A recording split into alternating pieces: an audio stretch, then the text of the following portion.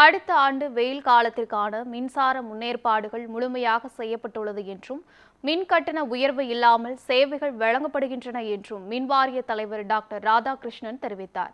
நாமக்கல் ஆஞ்சநேயர் கோவிலில் வழிபாடு செய்த பின்னர் செய்தியாளர்களை சந்தித்த மின்வாரிய தலைவர் டாக்டர் ராதாகிருஷ்ணன் வெயில் கால மின்சார தேவைகள் சிறப்பாக நிறைவேற்றப்பட்டதாகவும் அடுத்த ஆண்டுக்கான அனைத்து முன் தயாரிப்புகளும் முடிந்துவிட்டதாகவும் தெரிவித்தார்.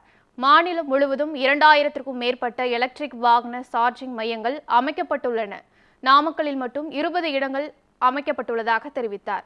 புயல் மழையின் போது மரக்கிளைகள் விழுவது போன்ற பிரச்சனைகளை தவிர்க்க நடவடிக்கைகள் எடுக்கப்பட்டுள்ளதாக தெரிவித்தார்.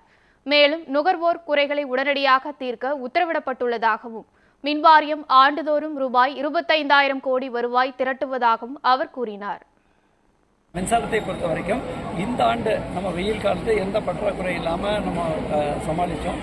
அதே மாதிரி வரும் ஆண்டுக்கான அனைத்து முன்னேற்பாடுகளும் முழுமையாக செய்யப்பட்டுள்ளது. அதே வேளையில் பல்வேறு வளர்ச்சி பணிகள், நம்மளோட RDSSங்கிற திட்டப்பணிகள், அதே மாதிரி EV சார்ஜிங், குறிப்பாக 250 kV அந்த டிரான்ஸ்ஃபார்மர் தேவைன்னு சொன்னாங்க. தமிழ்நாடை பொறுத்த வரைக்கும் 24 மணி நேரம் மின்சாரம் இருக்கிறது மட்டும் இல்லாமல் தரமான மின்சாரம் எதிர்பார்க்குறாங்க. அப்போ அதற்கு தேவையான லைனுக்கான வசதிகள், அதுக்கும் பொதுமக்கள் ஒத்துழைப்பு கொடுக்கணும்.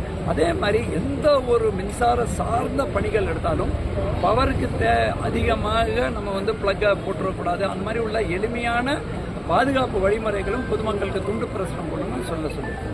EV தமிழ்நாட்டை பார்த்துக்கிட்டிங்கன்னாக்கா நம்மளோட வருவாயுமே EVயில் ஆல்மோஸ்ட் 80,000 75,000 கோடி வருவாய் வருது. அதே நேரத்தில் EV ஒரு அத்தியாவசிய ஒரு பணி.